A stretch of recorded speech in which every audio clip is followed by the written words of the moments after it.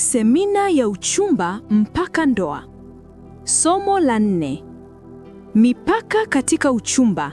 Jinsi ya kulinda utakatifu, heshima na hatima. Utangulizi. Wapendwa, upendo bila mipaka ni moto bila ukuta. Na moto usipodhibitiwa huunguza kila kitu. Watu wengi wana nia njema wanapoanza uchumba, lakini kwa sababu hawajaweka mipaka, wanaishia kuharibu kile walichokusudia kujenga. Utakatifu hauji kwa bahati mbaya, unalindwa kwa makusudi. Maana ya mipaka katika uchumba. Mipaka ni sheria za heshima, ulinzi wa moyo, kinga ya dhamiri, hifadhi ya hatima. Mipaka si ishara ya kutokuaminiana, ni ishara ya hekima.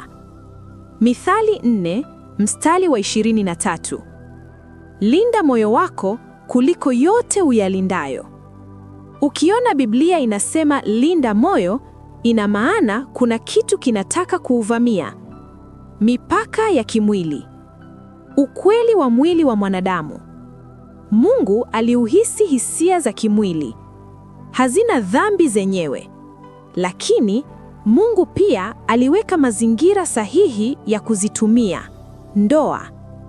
Wathesalonike wa kwanza 4 mstari wa 3 hadi wa 5. Maana mapenzi ya Mungu ni haya: mtakaswe. Katika uchumba, kugusana kupita kiasi huamsha tamaa. Kukaa faragha muda mrefu huongeza majaribu. Kulala pamoja hata bila tendo ni mlango wa kuanguka. Usiseme tuna nguvu. Hata Samsoni alikuwa na nguvu, lakini tamaa ilimwangusha.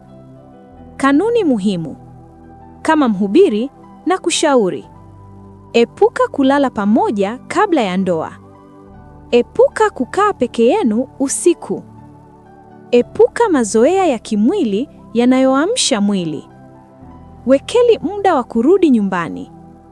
Kutaneni sehemu zenye uwazi. Sio kwa sababu hamuaminiani, bali kwa sababu mnaheshimu agano lijalo. Kwa nini Mungu aliweka mipaka? Kwa sababu uasherati huleta kifungo cha nafsi. Huleta maumivu ya kina ukiachana. Huondoa heshima. Huweka doa kwenye dhamiri. Wahibrania 13 mstari wa 4. Ndoa iheshimiwe na watu wote, na malazi yawe safi. Kiwe kilichotengwa kwa agano kisichukuliwe kabla ya agano. Mipaka ya kihisia. Hii ni hatari kuliko hata kimwili.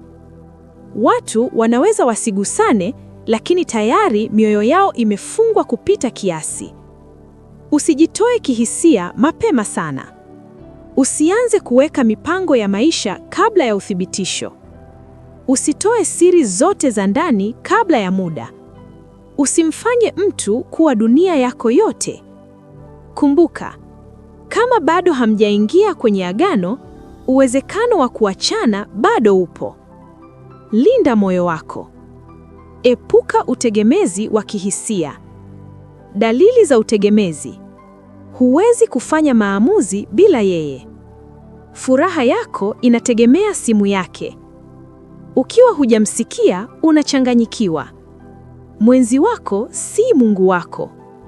Zaburi 62 mstari wa 5. Nafsi yangu, umngojee Mungu peke yake. Mipaka ya kiroho. Hii wengi hawaioni. Msitumie Mungu kufunika tamaa. Watu wengine husema, Bwana amenionyesha wewe, lakini maisha yao hayaonyeshi utakatifu. Usiruhusu lugha ya kiroho ifunike tabia isiyo ya kiroho. Maombi yawe safi. Ni vizuri kuomba pamoja, lakini epuka maombi ya faragha yanayoishia kwenye kugusana. Epuka kujenga mazingira ya kimapenzi kwa jina la kuomba. Kiroho cha kulindiwa kinaweza kugeuka mwili. Mipaka ya kijamii. Uwazi kwa viongozi na familia. Uchumba wa siri hukua haraka, huanguka haraka. Mithali 11 mstari wa 14. Pasipo mashauri, taifa linaanguka. Mtu asiyependa uwazi ana kitu anachoficha. Heshima kwa wazazi. Hata kama umeokoka, usimpuuze mazazi kwa sababu ya mchumba. Baraka ya wazazi ina uzito mkubwa. Kwa nini wengi hushindwa kuweka mipaka? Hofu ya kupoteza mtu, presha ya kuthibitisha upendo, ujinga kiroho, mazoea ya zamani.